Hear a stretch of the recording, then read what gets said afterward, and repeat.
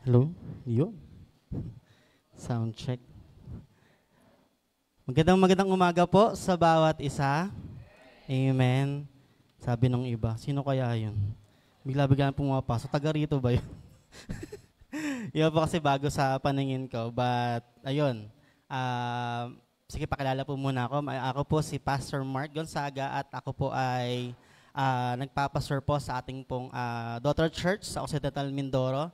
And it's a great privilege and honor po na minsan pa ako po ay makatayo dito po sa ating home church at makapag-minister po sa inyo. Amen. Ako po masaya ako. Kayo po ba masaya? Parang ayaw nyo po ah. Amen. Amen. So, bago po ang lahat, gusto ko na po magpasalamat sa Panginoon for, again, giving me the opportunity para po makapagsalita sa inyo pong harapan and siguro makapag-share na rin po na nangyayari po sa ating pong church sa Mindoro. And alam niyo po yon, although na may mga struggles po tayo sa ministry, but ang kagandahan pa nagpapatuloy po ang ating pong ministeryo sa lugar po na iyon. At katapos lang po ng aming pong anniversary last June 30. That is our 29th year. Alam niyo po ba yun? Na 29 years na po yung nasa Mindoro. Kasi balita ko po kasi doon, hindi na po ata sila nag-anniversary nung pagpunta ko doon. So hindi na lang nila alam kung ilang taon na sila. So, syempre, nag-trace back tayo kung kailan po nabuo yun. At by God's grace ay bukas pa rin po yun at nakatungtong pa rin po yun. At nagkapatuloy po ang ating pong gawain doon. At kasama ko po isa po sa mga kabataan po doon. Si Justin, isa po sa mga keyboardist po namin. Naktayo ka nga. Ayan. Ayan. Kasama po siya. Ayan. So, sinama lang po niya yung sarili niya. Amen. Ayun. So, yun po. Purihin po ang Panginoon at naniniwala po ako na tayo po ay hindi lang po tayo narito upang makinig ng salita po ng Panginoon kung hindi makatagpo si Lord. Magkaiba kasi yun no? Magkaiba kasi yung gusto mo lang makinig sa gusto mong katagpo si Lord. Kasi maraming mga tao, nakinig naman, pero hindi nakatagpo si Lord. Amen? So, mas naisin po natin mga kapatid that every time we go to church, hindi lang po natin dapat tayo nakikinig, kundi gusto at naisin natin nakatagpuin ng Panginoon. Amen? Sino po dito handa nakatagpuin siya ng Panginoon ngayong araw na ito? Amen. Sige, di ko na po patagalin. Tayo po ay nagkapatuloy pa rin po mga kapatid sa ating pong series for this month of July entitled Rooted. Sabi niya po, Rooted. No? Ito po ay nag-signify ng ating pong growth sa Panginoon, nag-signify na dapat tayo po ay nag-uugat sa ating pong Panginoon. Amen. Napaka-importante po kasi mga kapatid na sa panahon po na ngayon, matapos man o hindi ang sitwasyon mo o pinagdadaanan mo sa buhay, ay dapat tayo po ay nag-grow.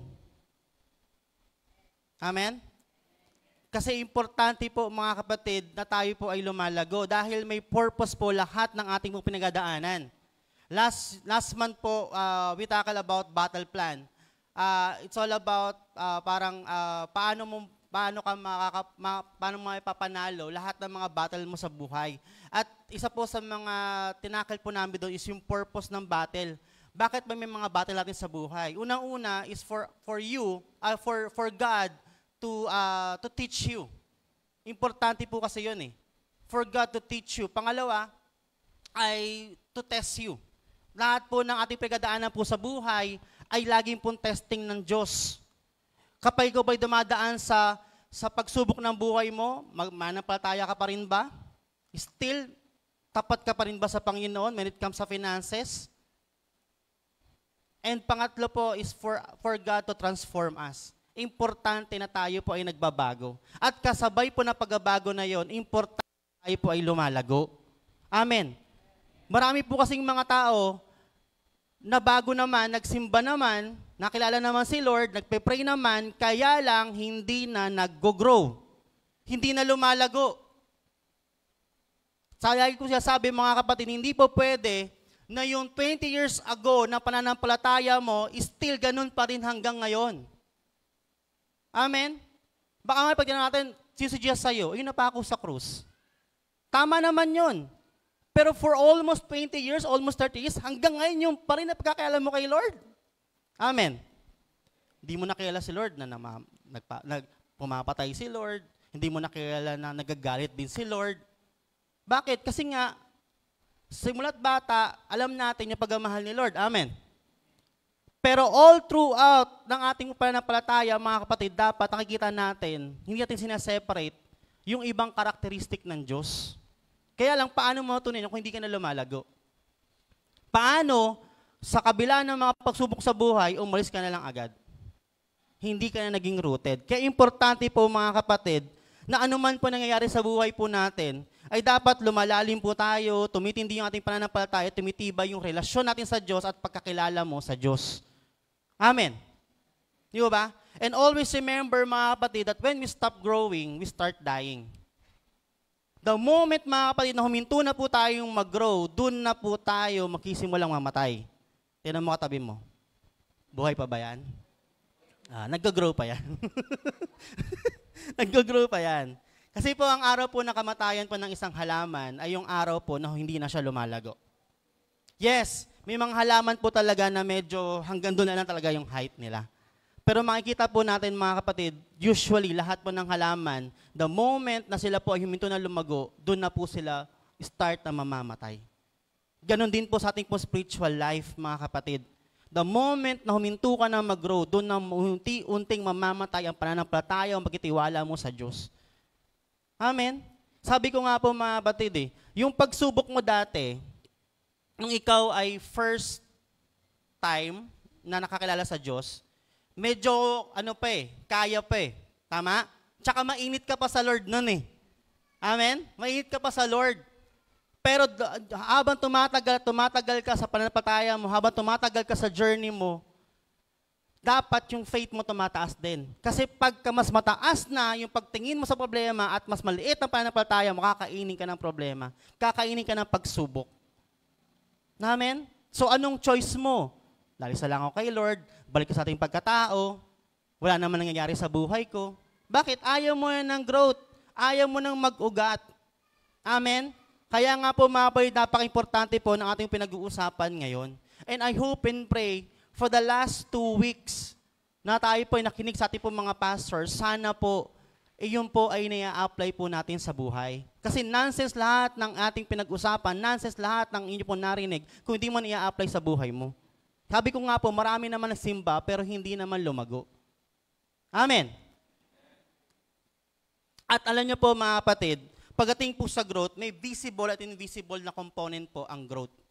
May visible at invisible na component. Kita sa halaman at sa katawan kapag lumalago ang isang puno. Tama? Pagka malago, may bulaklak, may bunga, kita visibly. Kitang-kita ng mata mo. Pero hindi natin alam, hindi natin nakikita kung ano nangyayari sa ugat sa ilalim ng lupa na nagiging dahilan ng paglago ng puno. So hindi mo makikita visibly, hindi mo makikita sa sarili mong mata yung paglago ng isang puno doon sa ugat. Amen? Kasabay po nung paglago ng puno na yon, yung paglago ng ugat sa ilalim. Kaya hindi po pwede, mga kapatid, hindi po pwede at makikita mo talaga ang isang Kristiyanong malago sa pamamagitan ng kanyang ugat. Amen? Kaya importante po, mga kapatid, na tayo po ay nag-uugat. So ano pong point nun? Ba't ko po in-illustrate yun? Simple lang po. Ang lumalago po ay halata. Halata ang lumalago. Tingnan mo katabi mo. Sa likod, tingin po kayo sa likod. Halata po ba yung lumalago? Lumalago, lumalabo, lumulobo. Parang ako ata yun Amen. Halata po ang paglago, mga kapatid. Why? Because ang paglago po ay kasi may participation tayo sa paglago. Amen. Sabi nga po natin, libre yung salvation. But if you want to grow, you have to do something. Bakit nyo po pinag-aaral lang inyo pong mga anak sa school? Pwede naman kayo lang yung magturo na lang. Amen? Di ba? So, hindi po tama yon. Actually nga, katotohanan nga, hindi nga libre salvation May nagbayad sa atin nun eh. Pagdating sa'yo, libre. Pero pagdating sa growth natin, hindi po libre yon. Kasabi mo sa katabi mo, tama na yung libre. Di ba? Every time na merong event ng church, merong training ng church, lagi na tayo nagre-reklamo, bakit may bayad, bakit may ganito. Amen? Eh di wag tayo mag-ilaw, wag tayo mag-aircon. Di ba? Tapos pagkahanap ka, wala bang pakain dito? Wala bang pampainuman lang dito? Ganun. Amen? Importante po mga kapatid na tayo po ay may ginagawa. Bakit? Kasi po mahirap po ang hindi lumalago. Mahirap po ang hindi lumalago. Why? Kasi ang hindi po paglago ang magiging dahilan, bakit hindi ka na magiging kagamit-gamit kay Lord? Amen? Meron po ang instances na kung saan, lagi ko po in-illustrate, na kung saan, nung unang ikaw ay nanampalataya at naglingkod kay Lord, talagang inaaral mo lahat. Amen? Especially dito na lang sa music ministry na lang. Example lang po. Talagang gustong-gusto mo mag-aral ng gitara. Ginagalingan mo talaga. Amen? At dahil ginagalingan mo, naging kagamit-gamit ka ngayon kay Lord. Kaya lang nang hindi ka na lumago at may mas lumago na sa'yo, tingin mo maging kagamit-gamit ka pa. Tingin mo sino ang unang option. Yung lumago o hindi na lumago. Amen? Di ba? Siyempre ang unang option mo yung lumago. Bakit? Hindi ka na hanggang dyan ka na lang eh. Amen? Kaya importante po na lumalago po tayo. Para po na sa gano'n, maging kagamit-gamit na po tayo sa kaharian ng Panginoon. Sa ating pong ministry.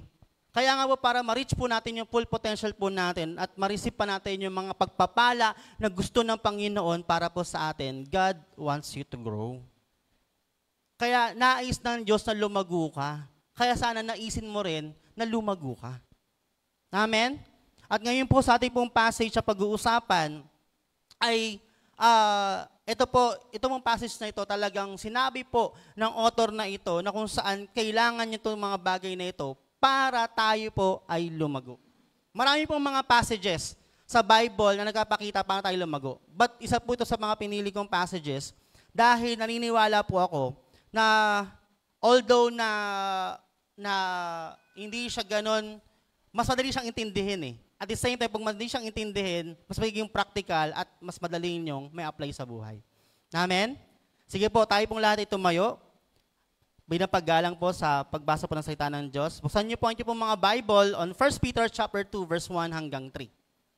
1 Peter chapter 2 verse 1 hanggang 3. May mga Bible po ba kayo? Cellphone. Ayan. Yung iba po, sa mata. 1 Peter chapter 2 verse 1 hanggang 3. Sabi po doon, therefore, rid yourselves of all malice and all deceit, hypocrisy, envy, and slander of every kind. Like newborn babies, verse 2, crave pure spiritual milk so that by it you may grow up in your salvation. Verse 3, now that you have tasted that the Lord is good. Purihin po ang Panginoon sa pagbabasa po ng kanya pong salita. Tayo po sumagit na manalangin. Panginoon, salamat po o Diyos sa amin pong binasang salita mo, O Diyos. Lord, dalangin po namin ngayon sa aming pag-aaral ng iyong salita. Dalangin po namin, Panginoon, na kami po ay bigyan mo ng karunungan na gumula sa iyo, na sa ganun maintindihan po namin lahat na ituturo mo ngayong pong umagang ito. Maging sa inyo pong lingkod, Panginoon, itago mo lamang po kayo sa likuran. Nang sa ganun, Panginoon, ikaw po yung makita at maitaas, Panginoon. Lord, may I deliver this message with power and authority, Lord God. At today, iniwala po kami, Panginoon, na kami po ay babaguhin mo ngayong araw po na ito. Salamat po, Diyos, sa iyo po ang lahat ng papurit pa. Salamat sa pangalan ni Jesus. Amen at amen. Tayo po yung mga kapuna po. Amen. So dito po mga kapatid, sabi po dito, therefore rid yourselves of all malice and all deceit, hypocrisy, envy, and slander of every kind. Like newborn babies, crave pure spiritual milk so that by it you may grow up in your salvation, now that you have tasted that the Lord is good. So sabi po ni Apostle Peter, mga kapatid, na pwede pala, kasi ang kausap po dito ni Apostle Peter ay mga Kristiyano. So pwede pala, mga kapatid, na born again ka pero hindi ka lumalago. Pwede pala na born again ka pero hindi ka lumalago. Kaya nga totoo po yung kasabihan na you can be old in years and immature at the same time. You can be old in years and immature at the same time. Na kung saan tumatanda ka, dumadagdag ang edad mo, pero imbis na nagmamature ka, nagiging immature ka pa. Ano nyo ba yun? Yung tumatanda pa orong. Ganun po yung term nila eh. Tumatanda pa orong. Kaya nga po naniniwala po ako mga kapatid na wala po sa edad ang maturity. Tandaan nyo po ito mga kapatid. Ang usapin po ng faith ay hindi po patagalan. Palaliman po yan. Hindi po siya patagalan, kundi patatagan at palaliman ang usapin ng pananampalataya. Kasi kahit anong tagal mo, kung hindi ka naman matag at hindi ka malalim, maniwala ka, isang matinding pagsubok sa buhay mo, maniwala ka, aalis ka kay Lord. Pero panalangin ko, sana makabalik ka. Kasi lahat naman po tayo dumadaan sa ganong bagay. Kaya lang, yun po ang crucial doon. Yung pag-alis mo kay Lord, hindi ka na nakabalik. Amen? Kaya importante po na tayo po ay lumalago. Amen? So spiritual growth is not an optional, mga kapatid. Maybe sasabi natin, hindi ko naman siguro kailangan na lumago. Hindi ko na siguro kailangan ng ganito. Hindi ko na siguro kailangan ng ganyan. No, kapatid, hindi sapat na nakikinig ka lang sa akin ngayon, tapos uuwi ka na lang. Amen? Hindi po sapat yon. Sabi po ng research, mga kapatid, hindi po sapat yung every Sunday na nakikinig ka ng salita ng Diyos. Importante na nasusundan po ito. Kaya pasin niyo po sa Acts chapter 2, halos everyday silang nasa templo, nakikinig sa mga apostles' teachings. Every day. Every day. Kaya makikita po natin na no wonder lumago po agad yung Christianismo that time. Lumago po agad sila, nag-grow po sila, nagkaroon ng matinding growth ang church that time. Bakit? Because they devoted themselves into the apostles' teachings. At halos every day nasa church sila, every day nasa templo sila, every day nagke-fellowship sila. Amen? Hindi ko masinabi na ganun po ang gawin natin ngayon kasi iba-kaiba na po talaga yung panahon before sa panahon ngayon. Ang pinupuyod ko lang po mga kapatid, sana po may ganun po tayong commitment pagdating sa ating pong pananampalataya sa Diyos. Amen. Spiritual growth is not an optional. Ang lahat po ng taong sumusunod kay Jesus ay dapat lumalago at nababago ayon sa kanyang wangis. Again, tinan mo katabi mo. Kamukha na ba niya si Jesus? Ay, bigote dito. Amen. At ang Bible po mga kapatid, gumagamit po ng daang-daang metaphors para isalarawan ng Christian life. Amen. At sa passage po na ito, ang ginamit po dito ay spiritual milk. Lalo na po dito, yung word of God na sinasabi, yung spiritual milk. At dito po sa passage na ito, tuturuan po tayo kung paano ba tayo mag-grow spiritually. Paano tayo lalago pa spiritually? Nang sa ganun po mga kapatid, sabi ko nga po, maging kagamit-gamit pa tayo at maranasan pa rin natin yung pagpapala ng Diyos sa buhay po natin. Amen? So join me on a topic today entitled Growth Essentials. Sabi niyo nga po, Growth Essentials. Dalawang bagay na importante pagdating po sa ating growth. Pag sabing essential, importante. Hindi mo pwedeng alisin sa buhay mo. Amen. Parang lugaw essential lang yun ng panahon ng pandemic. No? Diba? Dalawang bagay po tuturo po sa atin ng Apostle Peter upang tayo po ay lumago spiritually. Amen. Handa na po ba kayo mga kapatid? Amen. Dalawang bagay po. Una, sabi po sa verse 1. Sabi po dito, therefore rid yourselves of all malice and all deceit, hypocrisy, envy, and slander of every kind. So unang-una mga kapatid na ituturo sa atin Apostle Peter, dalawang bagay o una sa mga bagay na kailangan po natin para tayo po ay lumago o mag-grow spiritually. Number 1 is dispose the worldly attitudes. Dispose the worldly attitudes. Nga pala po sa mga nasa online po natin. Amen. Dispose the worldly attitudes. Bigyan ko muna po kayo ng background nitong passage po natin. Kasi sabi ko nga po, every time na may makatagpo kayo, lalo po sa English version o mga English translation ng Bible po, every time na kayo po ay makakita ng therefore, but, so, and if. Yan. Ibig sabihin, may pinanggalingan po talaga yan. Okay? So, tingnan natin. Buksan po niyo po mga Bible on 1 Peter chapter 1, verse 22 to 25. Pakita ko po sa inyo yung background o immediate context po nito. Okay? Sabi po doon, at dahil sumusunod na kayo sa katotohanan, malinis na kayo sa mga kasalanan ninyo. At ngayon ay nagkaroon na kayo ng tapat na pagmamahal sa mga kapatid nyo kay Kristo. Tingnan niyo to Dahil sumusunod na kayo sa katotohanan, kayo po ay malinis na sa kasalanan at nagkaroon na tayo ng tapat na pagmamahal sa mga kapatid natin kay Kristo. Okay? Kaya po sabi doon, magmahalan kayo ng taos-puso. Verse 23, dahil ipinanganak na kayong muli. At ang kapanganakang ito ay hindi sa pamamagitan ng mga magulang nyong mamamatay, kundi sa pamamagitan ng buhay at walang hanggang salita ng Diyos.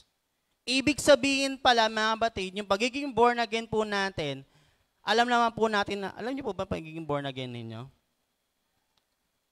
Ang pagiging born again, sabi ko nga po, importante yung paglago natin dahil kahit kayo po ay 35 years old, kahit kayo po ay 40 years old, kahit kayo po ay 6 years old, the moment na tinanggap nyo, that time, si Jesus Christ, kayo po ay parang bata ulit na kailangang alagaan, kailangang matuto, kailangang pakain, at kailangan lumago. Amen. Hindi po pwedeng hindi. Dahil kung physical nga po natin, may changes na nangyayari, may paglago na nangyayari, therefore, ganon din po mga kapatid sa ating pong spiritual life. Hindi po pwede na hindi lumalago, hindi nagiging healthy yung ating spiritual life. Dahil mga kapatid, kung titignan lang po natin at kung meron man tayong pagtingin o aparatos para tignan ang spiritual life mo, ang tanong ko, healthy ba ang spirito mo? O baka malnourished na yan, kapatid. Mataba ka lang malusog ka lang sa pangatawan mo, pero malnourished na pala yung spiritual life mo. Kaya importante. Bakit? Kaya sabi nga po doon, di ba, importante na tayo po ay may kapanganakan po tayo pagiging born again natin. So, verse 24, ayon sa kasulatan, ang lahat ng tao ay parang damo. Ang kanilang katanyagan ay parang bulaklak nito. Ang damo ay nalalanta at ang bulaklak nito ay nalalaglag. Ngunit ang salita ng Panginoon ay nananatili magpakailanman. Ano daw po yung nalalanta? Ano daw po yung nalalaglag? Yung damo at yung bulaklak. Pero ang salita po ng Diyos, kahit kailanman ay nanatili. At ang salitang ito ang magandang balita na ipinangaral sa inyo. So sabi ko nga po mga kapatid, pinapatukuyan po ni Apostle Peter po dito, ang lahat po ng believer na tumanggap na kay Jesus Christ ay hindi enough na kilala mo lang ang Panginoong Jesucristo at tumanggap lang kayo. Hindi po ganon. Salvation is not a one-time journey. Tandaan niyo po yan. Hindi po tayo naniniwala na one-time journey yon. Hanggang nandito tayo sa lupa, we have to secure. Kasi marami na po ako nakilala, mga kapatid, na kay Kristo naman, nung nawala, hindi nakabalik.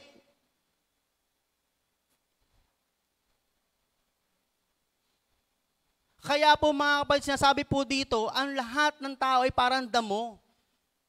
Na may katanyagan, mga bulaklak na nalalaglag, pero yung salita ng Diyos na nanatili. Amen. Kaya nga po, ang gusto niya sabihin dito, we must grow deeper. Hindi sapat na kilala mo lang si Jesus, hindi mo lang sapat na kung saan tinanggap mo lang siya. Ang sasabi po ng Apostle Pedro dito, mga kapatid, we must grow deeper. Gusto ng Panginoon lumalago ka. Kaya nga pagdating ng chapter 2, sinabi niya na dahil na born again kayo, ito yung dapat nyong gawin. Kaya nga siya may therefore. Kaya nga you have to dispose the worldly attitudes. Ang Greek word sabi diyan, therefore rid yourselves of all malice, all deceits, hypocrisy, envy and slander of every kind. Ang Greek word po ng read is apotitemi. Pag sinabing apotitemi is mean to cast off, lay apart, aside down, put away. Kahit nga hindi na ako maglagay ng Greek, alam nyo naman po yung read. Alisin, tanggalin. That's why the first thing we do in order for us to grow, mga kapatid, is to dispose the worldly attitudes in our life, the worldly things in our life. Ang sasabi ko po dito, mga kapatid, ng mga worldly things or worldly attitude, yung mga bagay sa mundo na pwedeng makasama sa'yo. Kasi tandaan po kasi natin, mga kapatid, baka mamaya magkaroon tayo ng misconception pagdating sa world. Amen. Kasi kung lahat ng sa world ay masama, sana wag ka na magtrabaho, sana wag ka na magsuot ng t-shirt o ng polo na ginagawa mo kasi sa mundo galing yan eh. Pero yung word na ginagamit po natin dito, dapat magkaroon tayo ng pag-iisip na lahat ng word na binabanggit ng Diyos na alisan natin, tanggalin natin, wag tayong kasalamuha, ay yung mga bagay na pwedeng makasama sa atin. Amen. Kaya sabi po dito, dispose to worldly things, the worldly attitudes in our life. Minsan po, mga kapatid, ang tao po nawawalan po ng ganang kumain. Bakit po? Kasi pwedeng may bacteria siya, tama? Meron siyang bacteria or may kumukuha ng appetite niya. Nawawalan siya ng gana. Alam niyo po, pagdating po sa salita ng Diyos, dumarating po na nawawalan tayo ng appetite sa Word of God dahil sa mga nakapalibot sa iyo na hindi naman dapat. Amen? Subukan mo, pagtabihin mo yung Bible tsaka yung K-drama pinapanood mo. Ano unahin mo? Sure ako dyan yung K-drama mo. Bakit? Di 1 hour lang naman eh. Yung Bible dyan lang naman yan. After ng 1 hour, isang episode pa. Di ba? Nawawalan ka ng appetite dahil sa mga hindi na dapat nakapalibot sa'yo. Hindi ko sasabing huwag ka na manood ng K-drama. Pero sana po, sabi ko nga po kanina, yung commitment ng early church, pagdating sa kanilang pananampalataya, ganun na rin po tayo dapat. Sana bago ka manood ng K-drama, nag-devotion ka muna. 1 hour lang naman, 30 minutes, 15 minutes, 10 minutes. Amen? Sino po nag-devotion dito? Bahal po sinungaling dito ah. Amen? Kaya pa nga mga kapatid, Peter warned us to dispose certain worldly attitudes that will hinder our appetite for spiritual growth. Kaya po binalaan tayo ni Apostle Peter na tanggalin natin yung mga certain na makamundong attitude na kung saan alam po ni Apostle Peter na maghihinder sa atin, sa ating pong appetite pagdating sa spiritual growth. Kasi kahit anong desire natin na lumago, pero hindi naman natanggal itong mga bagay na ito, hindi tayo lalago. Hindi tayo lalago. Kaya sabi ko nga po mga kapatid, nais ng Diyos na lumago tayo. Kaya nga dapat nais mo din. May participation tayo. Hindi tayo pwedeng, sige Lord, baguhin mo ko, pero ikaw hindi naman nagbabago. Like ko nga po sinasabi mga kapatid, kung ikaw, medyo alipin ka pa ng bisyo mo dati, maniwala ka, hindi ka magbabago, hindi ka makakalis doon hanggat tumatambay ka pa din doon. Hindi naman po ako hindi naman po ako iinom din, hindi naman po ako Maniwala ka kapatid. Hindi mangyayari na makapagbabago ka, makakaalis ka doon kung still nandun ka pa din. Kaya lagi ko po sabi na ang tukso po, hindi po nilalabanan. Nilalayuan yan. Kaya nga mali rin yung kanta na, tukso, layuan mo ako. Kahit kailan di ka lalayuan ng tukso. Ikaw ang lumayo. Amen? Sabi pa nung iba, kasi po ang hirap-hirap po kasi palay na lumalapit eh. Palay lumalapit. Poses yung palay na yung kapatid. Pero mo, palay lumalapit sa'yo. Poses yun. Kaya nga po importante mga kapatid na makita po natin ito. Kasi hindi tayo lalago hanggat hindi maalis sa atin ito eh. Kahit anong pakinig mo sa akin dito, kahit sinong matinding pastor dito, kahit hindi si Jesus Christ ang magpunta po rito at mag-share po sa inyo, magsalita sa inyo, hanggat hindi mo aalisin yung mga bagay na pinapaalis niya sa'yo, hindi ka lalago. Sure ako dyan. Hindi ka lalago. Ang tanong siguro, ano yung mga dapat na alisin natin? Amen? Una, mga kapatid, sabi doon, get rid yourselves of all malice. Unang-una, ikalisin natin yung ating pong mga malice. Amen? Ang malice po, mga kapatid, can be taken more generally of all sorts of wickedness. Yung malice, yung malisya. Amen? Sabi nga po ng James chapter 1 verse 21, so get rid yourselves of everything. Get rid of everything evil in your lives. Every kind of wrong you do. Get rid of everything evil in your lives. Every kind of wrong you do, be humble and accept God's teaching that is planted in your hearts. Kita mo, kailangan din pala tinatanim mo yung salita ng Diyos sa buhay mo. Kaya nga, isa po sa mga metaphor ng Word of God ay seed. Amen? So, ang seed, dapat pinag-uugat din yon. So, niniwala po ako, pag pinag-uugat mo yung salita ng Diyos sa buhay mo, mag-uugat ka din.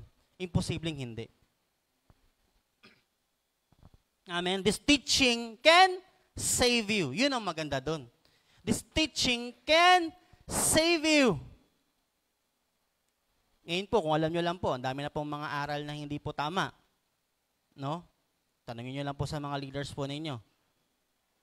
Pero kung ikaw, mga kapatid, nagpapakalalim ka, sa salita ng Diyos, inalis mo lahat, mga kapatid, at inaccept mo, pinlant mo yung salita ng Diyos sa buhay mo, yung teaching na yon can save you. Bakit po kaya? Di lang po ako sigurado kung sa 1 Peter o 2 Peter po yun, na kung saan, makikita po natin doon na dapat, kasi mayroon siyang binanggit po doon about sa last days. About sa last days. Na meron siya doon na dapat tayo po ay growing Christian. Dapat tayo po ay nag-grow. Bakit? Kasi po pwede na kung saan, pagdating ng last days, nasa tama ka na, nalaglag ka pa sa secure position mo. Alam niyo po ba yan? Hindi ko po siya sabi na nawawala po yung salvation natin. Naniniwala po tayo sa eternal security ng ating pong salvation. Once you accept Jesus Christ as your Lord and Savior, automatic ligtas ka. But, mga kapatid, sabi pa rin ng Bible, ang manatili hanggang wakas ay siyang maliligtas. So, sabihin po, pwede palang maligwak ka, secure ng position mo. Kung hindi ka lalago, hindi ka magpapaka-rooted. Kaya sabi doon, this teaching can save you. So, ang malis po dito, mga kapatid, hindi ito parang sexual thing or yung mali siya. Yung ay, mali, green-minded ka naman. Uy, parang may maling-mali siya ka naman. Hindi po ganun. Basta sa sexual thing lang po. Kundi ito po yung all kinds of wickedness. Lahat po ng masamang bagay sa mundong ito.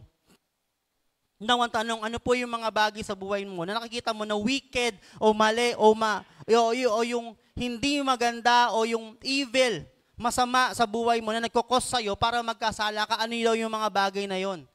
Ang sabi po na Apostle Peter, alisin mo daw yon.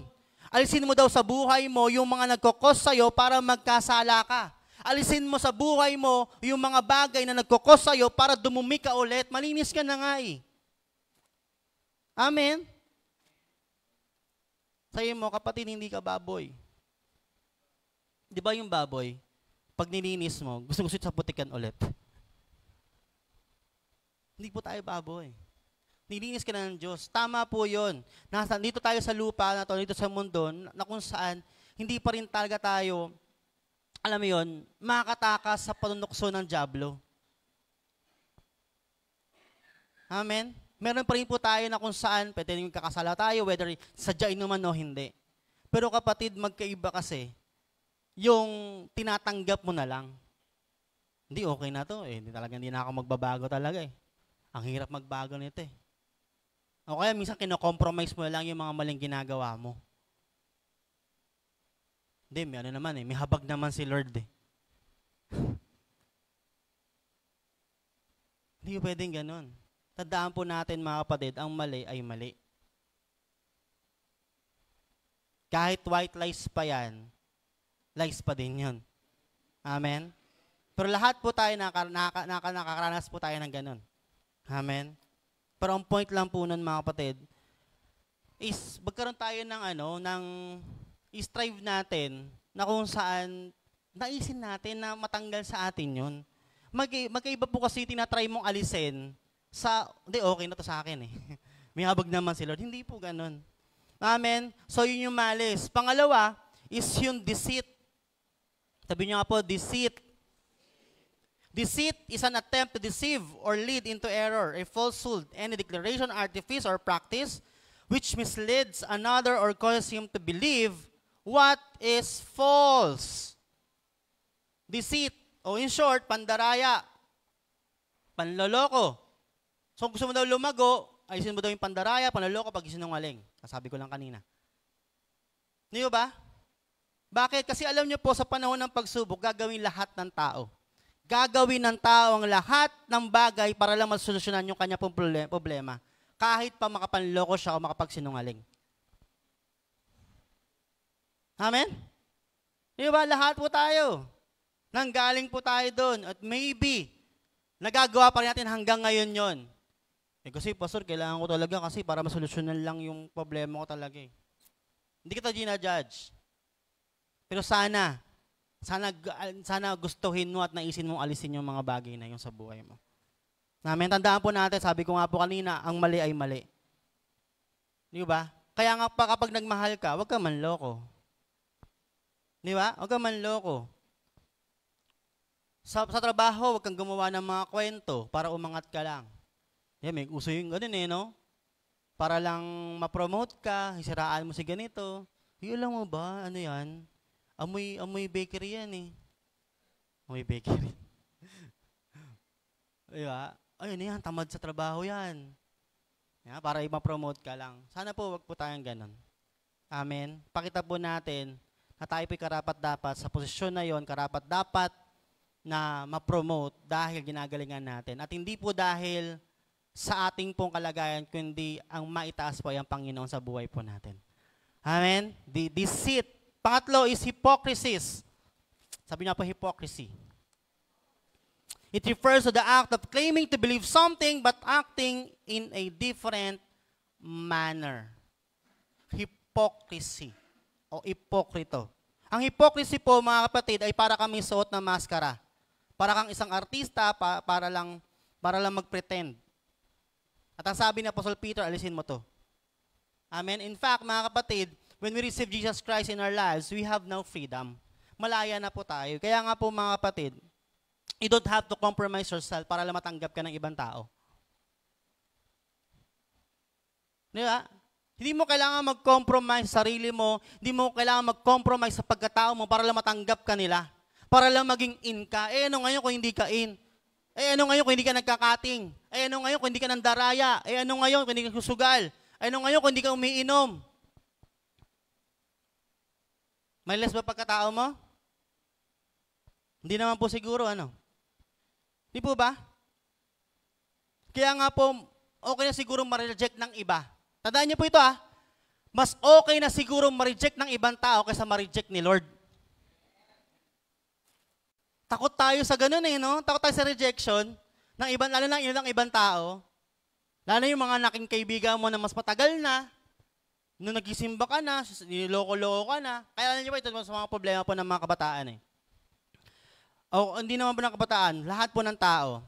Minsan, kapag sila po ay nagtatry na magbago, at nalaman po ng mga kasama nila sa bahay, o ng mga tropa nila, asa rin sila nun. At kapag inasar sila nun, ginakompromise sila yung sarili nila. Hindi ko na mapakita kasi naasar nila ako eh. Baka mawala ako sa tropa. Baka mawala ako sa geng-geng. Baka mawala ako sa kasamahan. Hindi po dapat ganun. Huwag ka makipag-compromise. Ano ngayon kung hindi ka na umiinom? Diba? Sabi ko nga po eh, ilang beses po naglabas ang, nasa pakete na nga ng sigarilyo yung yung epekto pag nag-ano kayo, no? Epekto na paninigarilyo. Actually, may namatay na nga po sa vape eh. Nandiyo ba yan? Pero hanggang ngayon, may nag-vape pa rin. No? Sabi ko nga po, pag minakausap ako, sige, bigyan mo ko ng magandang epekto ng sigarilyo at ng alak. Dalawa na lang. Sigarilyo, alak. Pag makita sa akin magandang epekto nun, ako pa magpapainom sa'yo. Ako pa magbibigay sa sigarilyo sa'yo. Wala eh. Kaya sabi ko nga, ba't kailangan mong matakot sa rejection ng ibang tao? Tapos kay Lord, kapag ka nagkapagsubok ka, nagkasakit ka, Lord, ligtas mo ko, Lord. Maglilingkod ako sa'yo. Nung gumaling, wala na. Di mo nakita sa simbahan. Kaya pinagaling mo na. Bumalik ulit. Tigas mo kunin nga kita. Kinuha na lahat. Hindi na pinagaling, kinuha na agad eh. Di ba? Yung hypocrisy, kasi ang hypocrisy po mga kapatid, hindi lang naman sa mga maling bagay yun eh. Usually pag ang hipokrito, pag iba yung sinasabi mo sa ginagawa mo. In a negative way. Hindi yun naman po in a negative way lang yan eh. Pag ikaw nakakompromise ka sa ginagawa mo, hypocrisy na yun. Yung iba, tama, yung iba yung ginagawa mo sinasabi mo, pa-church ka tapos wala ka namang, nagmumura ka pa din. Pa-church ka pero ito pa yung ginagawa mo. Paano ka maniniwala sa ibang tao? Amen? Handaan niyo po mga kapatid, ang Kristiyano po, hindi po boring. Amen. Pwede naman talaga tayong magkasiyahan. Amen. Huwag lang may sumobra. Amen. Sumobra na po tayo sa sobrang saya natin. Amen. Yung kasiyahan na kung saan, akma pa rin. Sinasabi ng Bible, akma pa rin. Hindi po tayo nagkakasiyahan na kung saan nawawala na po yung pagkakristyano natin. Amen. Ngayon, kung may nangyari man po ganon, mag-repent ka na lang. Patawarin ka naman ni Lord. Amen po. Kaya nga po, hindi mo kailangan mag-pretend. No? Hindi mo kailangan mag-pretend sa mga tao para lang matanggap ka. Hypocrisy. Pang-apat is envy. Sabi niya po, envy. Yan. Gising pa po kayo. Ito po yung sin of jealousy over the blessings and achievement of others. Envy, inggit. Amen? Nasabi po ni Apostle Peter, mga kapatid, naalisin po natin yung pagiging malungkot o pagkaselos po, mga kapatid, nang dahil sa magandang nangyayari sa ibang tao. No? Alam niyo po, mga kapatid, ito, wala naman po talaga sa Bible po ito, no? Pero lahat po kasi tayo, dumaraan po sa ganun. Ako po, even ako bilang isang pastor, ako po ay, hindi ko alam kung may inggit ba tawag doon, or parang ko gusto ko rin mangyari sa akin yung ganung bagay. Masaya ng banal na inggit. Banal na inggit. May ganun no? Hindi ko kasi alam kung inggit ba siya or basta gusto kong mangyari din sa akin. Yung ganong bagay na yon. Bawa, sa pagkapastor ko, sabi ko gusto ko rin na maabot din. Yung naabot ng pastor na to, gusto ko rin na maabot yung achievement ng ganito. Yan. So yung mga ganon. Pero magkaiba na po kasi, yung talagang, yung selos na kung saan, nasisira ng ibang tao, pati kung nasisira ka na rin. Yun po yung sinasabi na envy. Ang mature at malagong tao, mga kapatid, masaya siya sa naging achievement ng iba. Amen? Masaya po siya sa naging achievement ng iba. Wala pong masamang maging competitive. Amen? As long as hindi ito makakasira sa iyo sa ibang tao. Yun yung sabi ko kanina. As long na hindi makasira sa iyo, tingin ko naman, wala naman po sigurong tao o kahit na Kristiyano ang magsasabing wala siyang inggit sa katawan. Amen? Wala pong ganon. Kaya sabi ko nga po sa inyo, ako meron Di ba? Pero yung iba kasi yung inggit na kung saan, bawa, paano bang isa? O cellphone na lang. iPhone 32 Pro Max, 5 terabytes. Picture na Installment para may iba. Hindi fully paid, installment. Yung ikaw walang-wala ka naman, pero dahil gusto mo yung gagawin mo lahat, kahit hindi ka na kumain, kahit ibenta mo yung kidney mo, di ba, magkaroon ka lang nun. Yun yung sinasabi dito. Kasalanan na kasi yun O para po sa mga magulang, wala pong masamang mangarap. Pero unahin niyo po yung panggal sa bahay niyo kaya sa motor ninyo. Amen? Meron kasi talaga May mga motor enthusiast, pambira. Di bali nang hindi kumain, basta bago tambutso, bago rim. May ganun Di ba? Tapos yung bahay, bungi-bungi. Alam mo yun?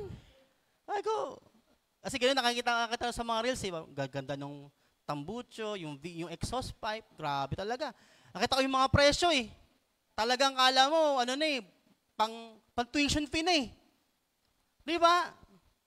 Di ba alam makapag-aral, basta ano. Yeah. Envy. Amen. Tandaan po natin mga kapatid, nagsisimula po ang kalungkutan ng tao. Tandaan niyo po ito. Nagsisimula po ang kalungkutan ng tao once you compare yourself too much to other people. Kaya sabi ko nga, may isa akong preaching dati, way back pa, too much will kill you. Lahat po ng sobra ay pwede nyo pong ikamatay. Kaya po lahat ng kumain ng sobra kahapon ng kare-kare, pero sarap eh. Sarap talaga eh. Di ba? Lahat po ng sobra. Wala pong siguro problema na mai-compare mo iba, yung sarili mo sa iba, just to have an evaluation. But comparing too much, na nawala na yung pagkatao mo, hindi na po okay yon. Tandaan po natin, we are unique individuals. Tayo po ay unique. Tayo po ay may mga sariling capabilities o abilidad sa buhay. We have our own characters. Amen. May kanya-kanya po tayong pagkatao. Hindi mo kailangan maging malungkot, hindi mo kailangan sirain ang ibang tao dahil lang may na-achieve siya. Amen? At hindi ka kailangan mag-focus sa achievement mo, sarili mong achievement, talunin mo yung achievement mo by achieving more. Kasi nag-push up ka lang ng 30, gawin mo 35. Di ba? Kung kumakain ka ng isang kanin, gawin mo 2. grabing achievement yan eh. No? Makipag-compete ka sa sarili mo. Then rejoice in the achievement of others. Makisaya ka. Kasi alam niyo po, ang kagandahan po na nakikisaya po sa achievement ng ibang tao, kapag ikaw naman ang may achievement, makikisaya din sila sa'yo. Pero once na hindi, maniwala ka, nagkaroon ka ng achievement, walang makikisaya sa'yo. Kung hindi ikaw lang. At malungkot po yun. Amen? Kaya nga po sabi ko, I want you to know that the insecurity starts in envy. Insecurity starts in envy, in jealousy. Insecurities can kill you. Can kill you and kill others. Kaya gustong paalisin sa atin to ng Diyos, itong envy na to, kasi hindi ka lalago nga eh. Hindi ka lalago, kapatid, maniwala ka, ba't kaya si ganito yung laging ginagamit sa ministry, ba't kaya ako hindi? Hindi kasi lumalago eh, yan tuloy. Nagkakaroon ka na ng inggit. Pag wala kang inggit, ang gagawin mo ngayon, gagalingan mo din. Nagagawa ka rin. Amen? Pangalima is slander. Slander or evil speaking. It means an accusation maliciously uttered with the purpose or effect of damaging what? The reputation of another. Alam niyo po, tanggapin niyo na po ito mga kapatid. May mga tao talagang ganito.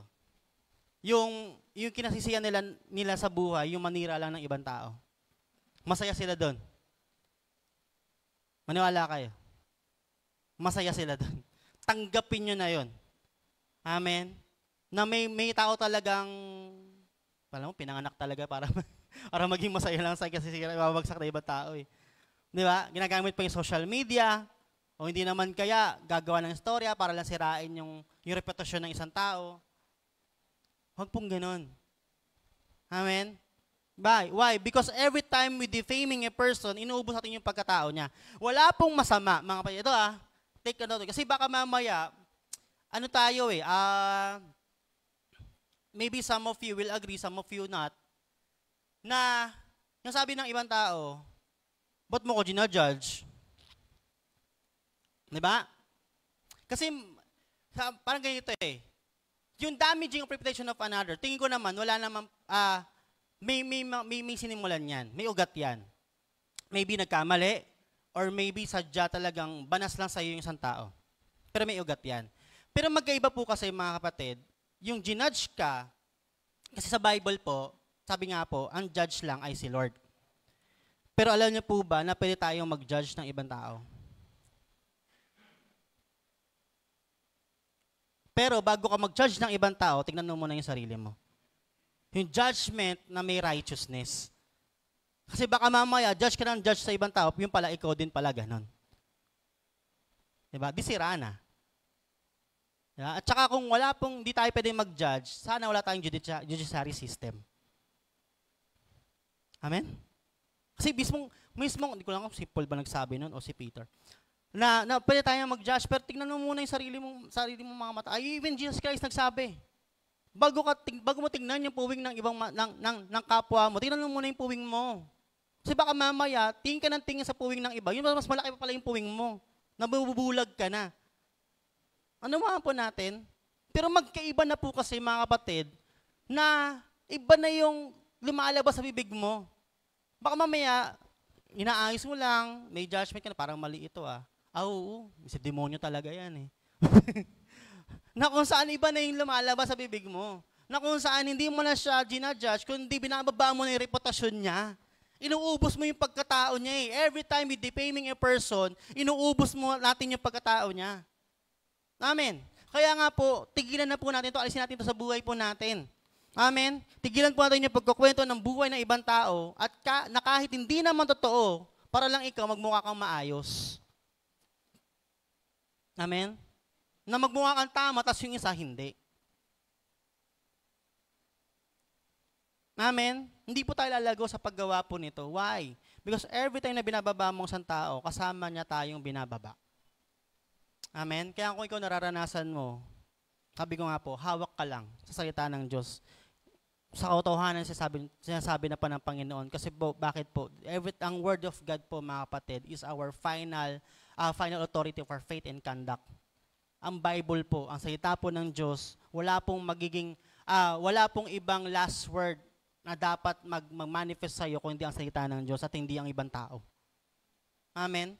Sabihin man nilang mali ka, sabihin man nila kung ano man sabihin nila sa'yo, ang paniwalaan pa rin yung sinasabi ng Diyos sa buhay mo. Yun ang magmamatter. Amen? Yun ang magmamatter.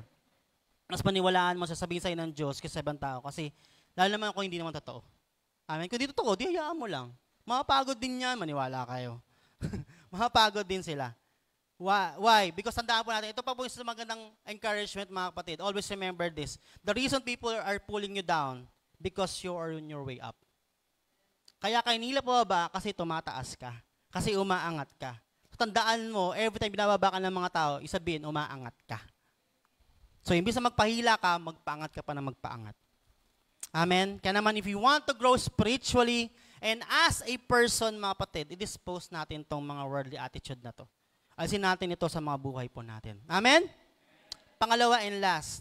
Sabi po dito, sabi doon, Therefore rid yourselves of all malice and all deceit, hypocrisy, envy, and slander of every kind. Verse 2, like newborn babies, crave pure spiritual milk so that by it you may grow up in your salvation now that you have tasted that the Lord is good. So pangalawa, mga kapatid, how to grow spiritually. Pangalawa is desire the Word of God. Kung meron kang i-dispose, meron kang i-desire. Amen? Ang lumalago pong tao, marunong mag-dispose at marunong din mag-desire. Mahirap po kasi mga kapatid na may inalis ka, wala ka namang kinuha. May ganun eh, no? Yung alis na ng alis, wala ka namang kinukuha. Kaya yung sasabi ko po sa inyo mga kapatid, na maraming Kristiyano naman pero hindi lumago. Inalis naman ito, inalis na nga yung bisyo, inalis na nga yung ganito, pero wala namang kinuha. Hindi naman nagpapaka-master doon sa devotion niya, hindi naman nakakapag-master doon sa salita ng Panginoon, hindi lumalago. Kaya importante na may dinidesire po tayo. Sabi dito, like newborn babies, kaya sabi yun, therefore rid yourselves. Lahat to. Tapos, sabi niya doon, maging katulad kayo ng newborn babies. Na kung saan, nagkikrave sila ng pure spiritual milk. Kasi nga sabi ko nga po mga kapatid, bilang born again Christian, lalo na po sa mga baby Christian na kung tawagin, baby ka pa, tanggapin mong baby ka pa. Marami po kasi mga Kristiyano nagpapaka-mature agad eh. Kahit po sa realidad po ng generation po natin ngayon, lahat po ng mga kabataan na nagpaka-mature agad, magulat po kayo. Iba yung dinaanan nilang path. Di ba?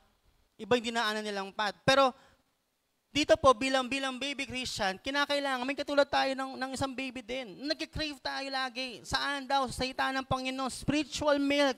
And when we say crave, is to have a very strong feeling of wanting something. Yung sabihin ng crave eh. Amen? Na parang gustong-gusto mong kainin, gustong-gusto mong, alam mo yon, gawin, inyong crave. Alam niyo po, every time po na ako po iuwi na Manila, masaya po ang puso ko dahil may mga kinikrave po kami, alam ko kami mag-asawa, may mga kinikrave kami na kainin dito. Kaya nga po nung nakaraan, kailan ba yun? Si Ruben. Thursday ata, Wednesday, nakauntang ko na. Sabi ko, Nak, saan ka? Papabili ako ng champurado sa Galvez. Ayun na, pinili naman ako. Kasi talagang nag-crave po talaga ako sa champurado, yung champurado ng Galvez. At marami mga po, syempre, limitado lang po tayo dito. So, yun po. Kaya masaya po. Yun yung sabihin ng cravings na kung matagal mo nang gustong-gusto, na magkakaroon ka ng satisfaction mo sa nangyari sa iyo yun. Yun yung crave. No? Isabihin, gagawin mo lahat, masatisfy ka lang doon sa cravings mo. Ang sarap po siguro no, naisipin, na yung craving mo sa isang pagkain, craving mo sa isang lugar, ay ganun din yung feeling ng cravings mo sa salita ng Panginoon. Imagine that. Imagine, mga kapatid, na 7 pa lang, nagkukumahog na yung mga tao punta ng simbahan. Na every time, hindi lang sila nagkukumahog, excited sila. Excited sila every time na bubukas sila ng Bible, excited sila. Nataraw ba kayo ng baby na kung sa pagpabinigyan mo ng gatas, excited? Di ba, baby? Di ba? Ganun sila excited. Huwag ko nasabing ganun pag Bible. Yung feeling lang po, yung feeling lang.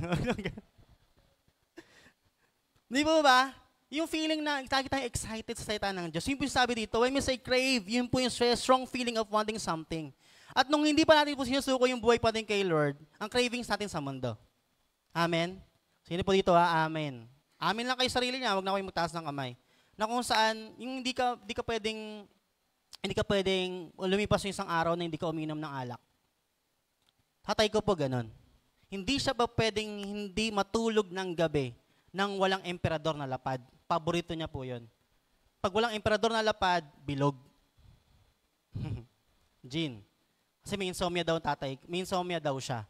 So mahirapan siya matulog. At nakita ko rin naman talaga na pagka natulog siya persahan, hindi siya agad nakatulog, masakit ulo niya palagi pag gising na umaga. So kailangan talaga niya yung pagod yung mata niya, langutan, hilo talaga siya. Ganun po. So sabihin, hindi ba natin sinusuko yung buhay natin, ganun yung cravings natin, lahat sa mundo, lahat ng hindi magaganda sa buhay po natin. Pero nag-decide po tayo na sumunod sa Panginoon, kasabay nito yung desire nating magpabago at mabago din yung desire natin, yung mga ninanasan natin. Amen? Sana ganun din po tayo, no? Na inalisan na nga natin eh. Yung sabi ko, di ba? Inalis mo na yung desire mo dahil sa mundo. Inalis mo na yung mga bagay na makakasama sa'yo. So sana kumuha ka ng mga bagong kapalit noon. Kasi maghahanap ka eh. Tulad nun, inalis yung sigarilyo, hindi mo inalis yung sigarilyo. No? Tinaas yung sigarilyo. Parang sa ganun nga, wala nang bumili. Aba, matindi. 20 piraso isang stick, meron pong bumibili, 2, 3, 4, 5. Pambira. Sabi ko, gawin mo 100 isang stick yan. Ewan ko lang talaga kung may bumili pa. O, di wala, may stick ng sigarilyo. May vape naman ngayon. Ang bihira talaga, oh. Di ba? Kulang lang yung droga, maging candy, eh. Di ba? Yung sabi ko na meron kang dinesire na alisin, sana may desire ka na ipalit doon. Lalo na, kung yung kinalis mo mali, sana desire mo rin yung tama. Amen. Nagbabago ko nga eh. Nagpapalago ka nga eh. Amen. Huwag po kayo mag-alala. Ramdam ko po kayo. Mahirap talaga sa umpisa. Yan naman lagi, mahirap sa umpisa. Pero pagka nakasanayan nyo na po, nagawin lagi yung tama, mga kapatid, masarap po sa pakiramdam. Masarap po sa pakiramdam. Amen.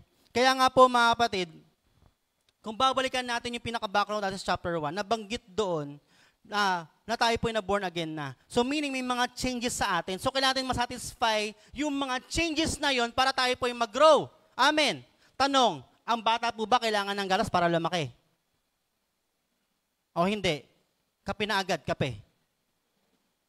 Coke. Diba? Kapatid mo, kape. Di ba? Gatas. Di ba? Kailangan nila yun eh. Kaya nga essential. Di ba? Kasi nga na-born again tayo, meaning may mga dapat magbago sa atin at kailangan natin sa pagbabago masatisfy yung mga changes na yon para tayo po yung mag-grow. So ang Greek word po ng crave dito is epipoteo, meaning to dote upon, intensely crave possession.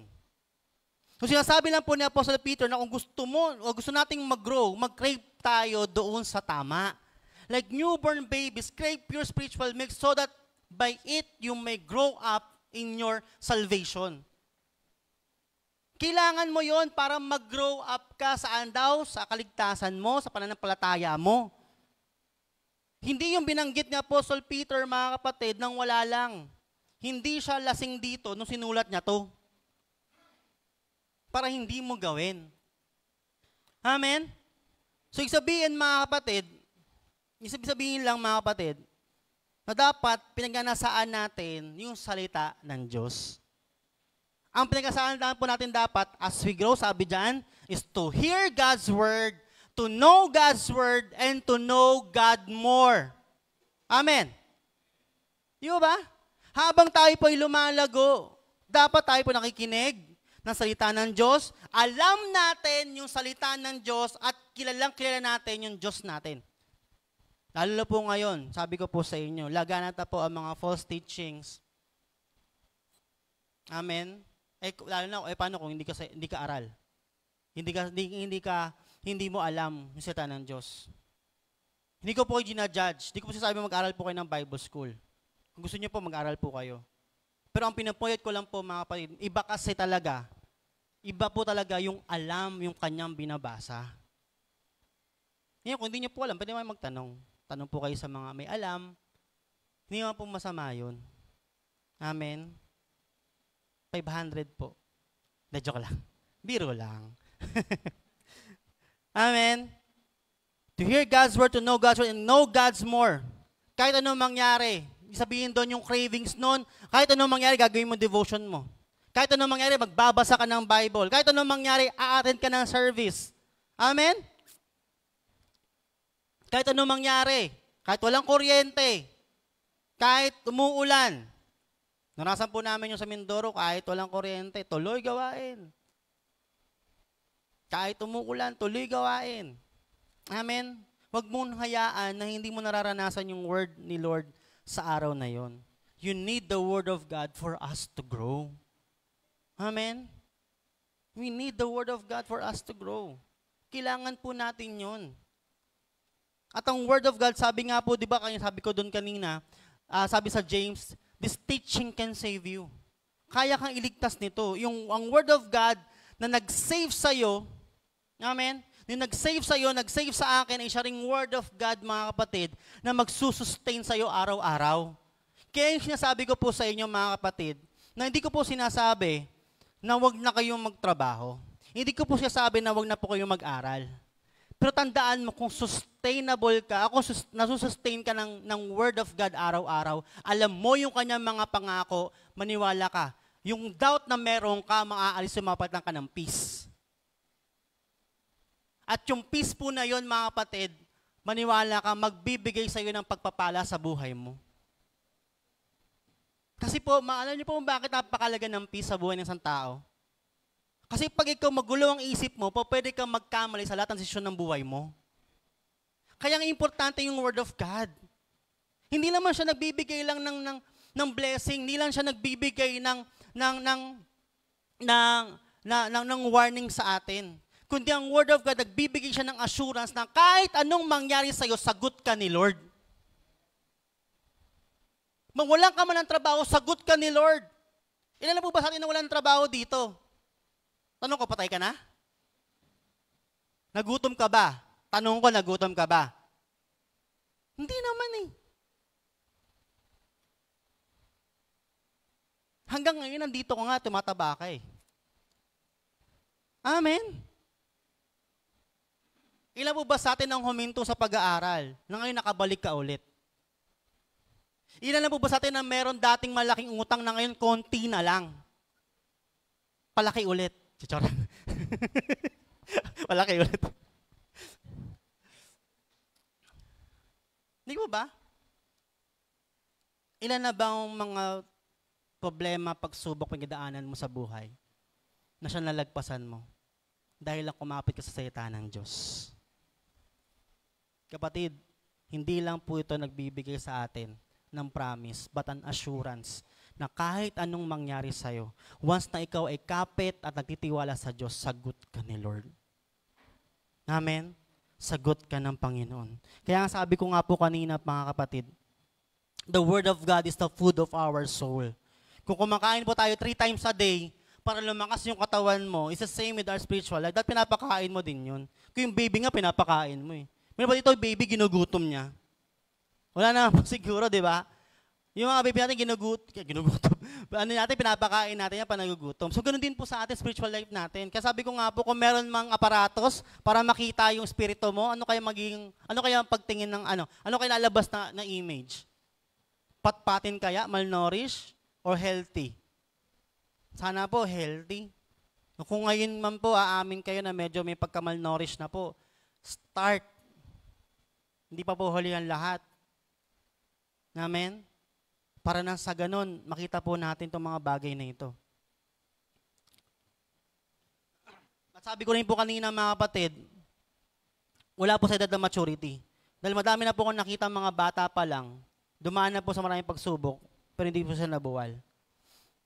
At marami na rin po nakita, mga kapatid, na may edad, matagal na po simbahan, sa church, nagpagsubok na wala na, biglang alaw na kay Lord. Why? Kasi nga, nakadepende yan kung paano ka sinusustain ng word ni Lord. Amen? Halata mo ang taong lumalago because ayaw niyang lumagpas sa isang araw na wala siya sa salita ni Lord. Amen? Kaya sabi ng Psalms 34 verse 8, give the Lord a chance to show you how good He is. Give the Lord a chance. Bigyan mo naman ng chance ang Panginoon para makita mo naman kung gaano siya kabuti. Great blessings belongs to those who depend on Him. Church, kung ang mundo, tinuturo na maging independent ka sa buhay. Pagdating sa Lord, maniwala ka kapatid, importanteng nakadepende ka at nagtitiwala ka sa Panginoon. Huwag mong palagpasin na makita mo yung greatness ni Lord sa buhay mo. Bigyan mo ng chance na makita yung kabutihan ng Lord sa kanyang salita. Sa mga nag-devotion dito, tuloy mo lang yan. Every time you read the Word of God, every time you study the Word of God, may sustaining life. May sustaining life. If you want to grow, we have to crave and desire God's Word. We need God's Word. Dalawang bagay lamang po sa umagang ito ang kailangan natin for us to grow. Una, dispose the worldly attitudes and desire the Word of God. Type mo lahat ito mayo sa presensya po ng Panginoon. Mga kapatid, as I end, as a Christian, o yung ating pong Christian life, our Christian life is not mechanical and it's not automatic. Hindi naman, kaya nga sabi ko, ang galing talaga ng Panginoon no? Na maybe, there's a 50-50 chance or depende sa paggamit ng tao, yung free will ng isang tao. Pero masabuti nila talaga na meron tayong free will. No? Masarap kasi yung hindi ka pinilit, kundi pinili ka. Amen? Masarap yung hindi tayo sunod-sunuran, kundi na-feel natin yung urge ng pagsunod natin sa Panginoon. Again, as a Christian, our life is not mechanical and automatic. It's an organic and a dynamic process. Organic. Sabihin, may buhay. Amen? Kaya nga from now on, wag mo lang naisin na ikaw ay ligtas lang. Wag mo naisin na ikaw ay ligtas lang. Naisin mo na ikaw ay lumago. That is why pinag-uusapan natin to. Nang sa ganun, pagtama sa iyo ng pagsubok, hindi ka mabubuwal. Kasi hindi ko naman sinasabi na ikaw bilang Kristiyano, hindi ka nakatamaan ng pagsubok sa buhay. Tandaan nyo ito mga kapatid, spiritual growth is absolutely necessary to every believer. Absolutely necessary.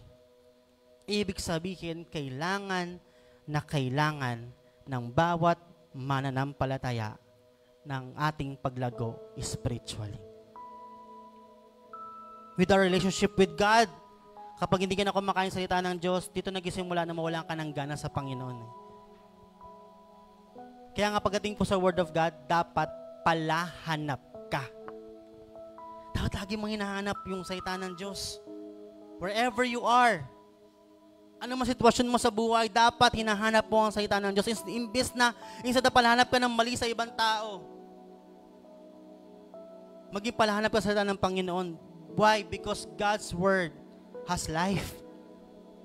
May buhay ang salita ng Diyos. It gives life. It nourishes life. And just like babies, mga kapatid, we need to crave for it. Kapag ganito ka, maniwala ka, mag-grow ka na. Doon ka na mag-start mag-grow. And any kind of relationship, para makilala mo siya, kinakailangan ng communication. And I don't know, mga kapatid, if you want, kung meron dito mga first-timer, and even in the online, hindi ko po alam kung may mga first-timer po tayo dito, nakikinig po sa akin, sa atin. Or maybe ikaw matagal ng Kristiyano, na kung saan na-realize mo, bilang isang Kristiyano, kailangan pala dapat tayo lumalago. Kapatid, kinakailangan ng communication. Same with God. If you want to more God, gusto mo lumalim, kausapin mo siya. Basahin mo yung kanyang salita. Hindi ba pwedeng tayo lang yung tanggap ng tanggap? Because relationship needs communication. For it to grow, for it to last, kailangan ng communication. Kailangan natin magkaroon ng appetite sa kanyang salita. Huwag kang maghanap na ikamamatay mo o ikamamatay ng appetite mo sa salita ng Diyos. Hanapin mo kabubuhay mo. Ibubuhay ng soul mo. Kapag may gusto kang mabago, kapag may gusto kang mag-grow sa buhay mo, simula mong mag-desire sa salita ng Diyos. Desire mo. Mag-desire ka sa salita ng Diyos. Kapag nababago ka na inside, matindi na yung growth na makikita sa'yo ng tao sa'yo outside. Maybe kaya siguro, a lot of Christians pa rin po mga kapatid, ang hindi makita sa atin, yung Kristo, kasi baka hindi tayo nag-grow inside. Hindi natin pinapakain ang salita ng Diyos, yung buhay po natin. Kaya, church, as conclusion ng ating pinag-uusapan ngayon, huwag kang manghihinayang sa mga maling itatapon mo sa buhay mo. Huwag kang manghinayang. Huwag kang manghinayang sa alisin mong maling ugali. Huwag kang magdalawang isip sa mga bagay na alisan mo na hindi mo ikalalago. Magtapon ka ng basura na lumalamon sa salita ng Diyos at naisin mo pa ang salita ni Lord. Naniwala ka, matinding growth ng resulta nito. Kaya naman, I want you to close your eyes right now. Pikit mo yung mata mo. And kausapin mo ang Panginoon. It's you and the Lord. Pagbulay-bulayan mo yung mga narinig mo ngayon. Kung first time mo to, kapatid, napakaganda. Nakita mo yung ganda, yung plano sa'yo ng Panginoon, na hindi ka mag-isa sa laban na to. Hindi ka mag-isa sa journey na ito. May kasama ka. Kasama ka ng Panginoon. Kaya kausapin mo ang Panginoon. And if ikaw naman, ikaw yung Kristiyano na kung saan nagsasway down na maybe na yung ating pananampalataya parang same lang. Kapatid, now's the time para magpaka-mature tayo, magpakalalim tayo. And I'm gonna give you this moment right now. walang kahit anong bagay, ikaw at ang Diyos lamang ngayon. Dahil napakasarap na sabihin sa Diyos, na Lord, nagkamali po ako. Na Lord, hanggang ngayon, di ko pa naaalis itong mga bagay na to. Standing in awe of your grace. Come on, ikaw at ang Diyos lamang ngayong umagang ito. Lapit mo yung sarili mo sa Panginoon. Entering into your presence. Kapit, huwag kang mahiyang lumapit sa Diyos ngayon. To behold you face to Kahit kailan, hindi nahiya si Lord sa'yo. Bagkus, ikaw ang dahilan kung bakit siya namatay. Kung bakit niya tinanggap yun. Holding me in your embrace. Unfailing love that surrounds me. Oh God, I stand amazed. My Jesus, my Lord, you're the love of my life. Wherever you go, wanna be by your side. Come on, church. No longer I, but Christ living in me. Sabi mo, Panginoon, ngayong araw na ito, serving you for all eternity. kapatid, huwag kang manghinayang sa mga magtatapon mo.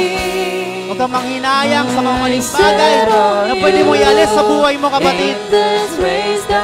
Ito yung pagkakataon para may malagay pang tama ang Panginoon sa buhay mo. And for sure, kapatid, naniniwala ako na mag-i-start ang paglago mo. Mag-i-start yung grow. Basta isa din yung mga bagay na ito. Clinging to the cross, I follow you.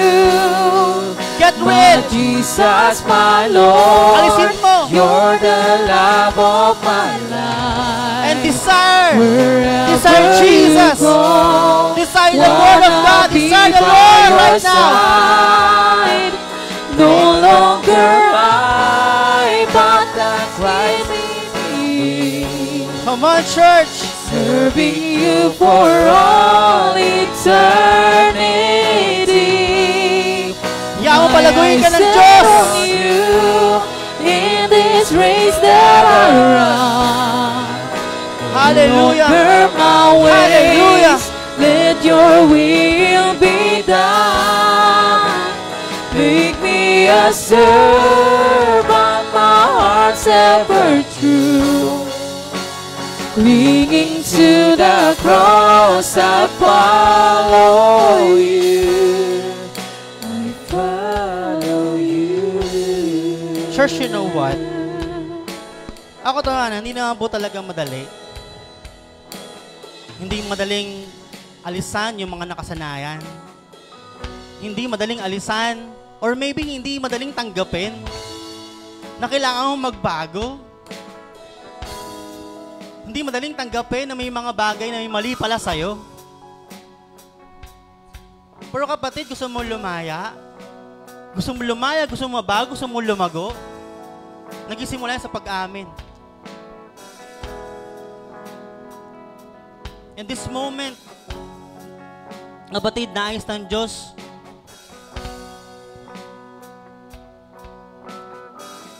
nais ni Lord yung pag-amin mo ngayon. At naniniwala ako, kapatid, matagal nang hinihintay ng Diyos. Matagal nang hinihintay ng Diyos yung pagbabago mo. Matagal nang hinihintay ng Panginoon yung pag-amin mo. Matagal nang hinihintay ng Diyos na manumbalik ka muli.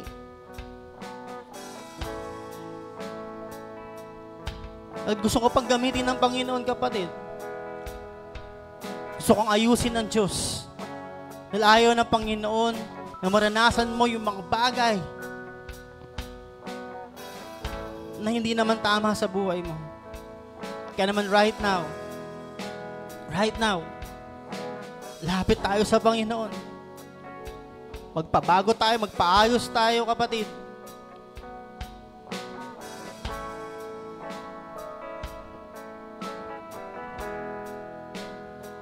Desire natin sa buhay natin na magpakalago pa tayo.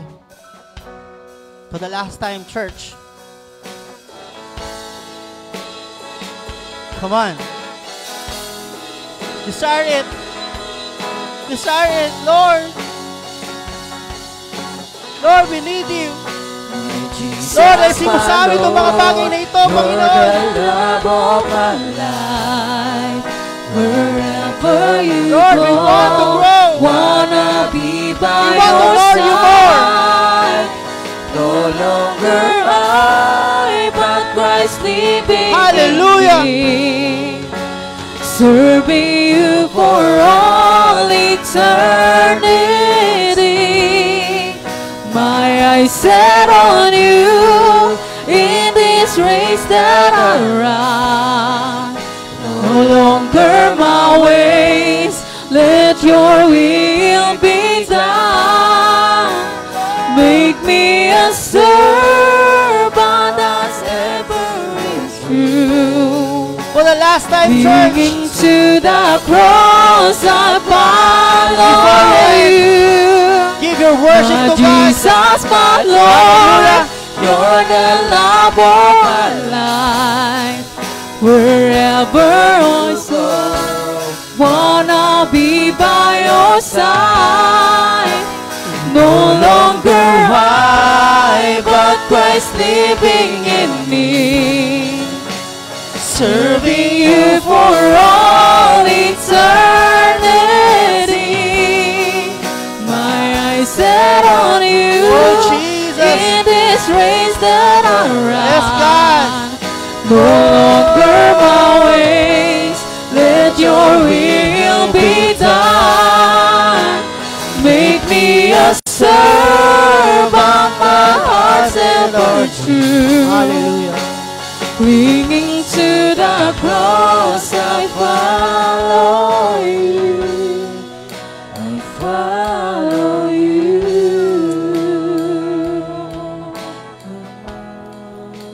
Lord, here we are today.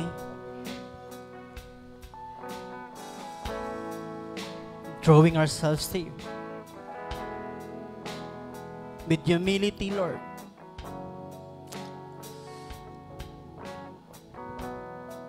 Asking for your forgiveness.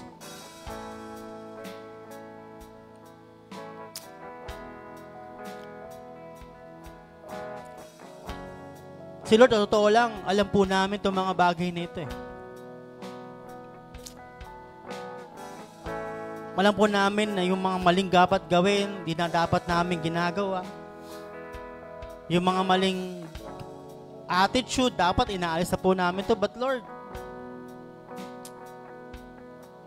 dala ng sitwasyon, Panginoon, ang hirap alisin.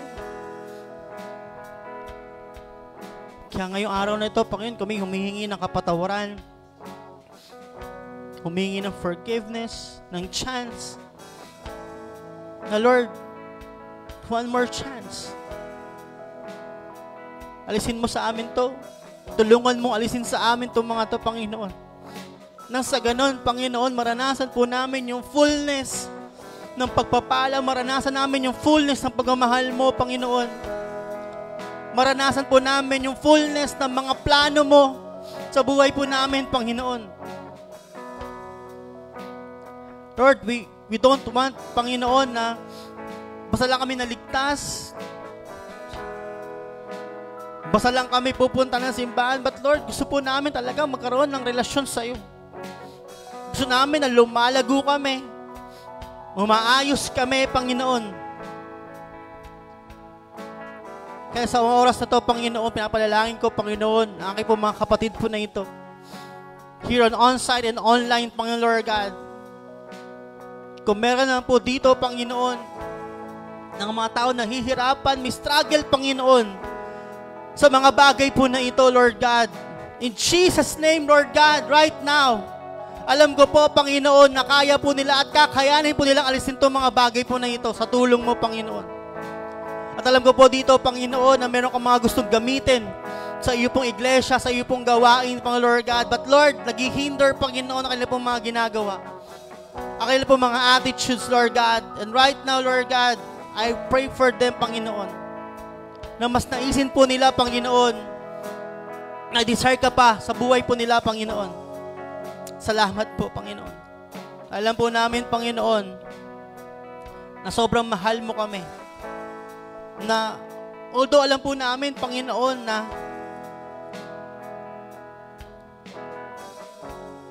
dapat alam na po namin itong mga bagay nito, but Lord, still give us a chance. Ni-remind pa rin kami, Panginoon, sa mga bagay po na ito. Dapat namin alisin po ito. Dapat po namin tanggalin po ito, Panginoon, Lord God. Na Lord, na hindi po pala patagalan, kundi palaliman talaga. Lord, gusto po namin, Panginoon, na habang ito po kami, Panginoon, sa lupang ito, patuloy kami lumago. Patuloy namin maranasan yung mga bagay na gusto mong maranasan po namin sa buhay. Kaya mga Diyos, salamat po. Salamat po sa pagkakataon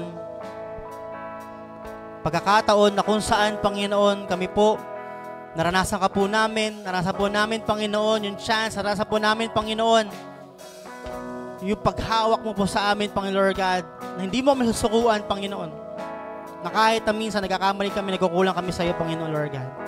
Kaya right now, salamat po.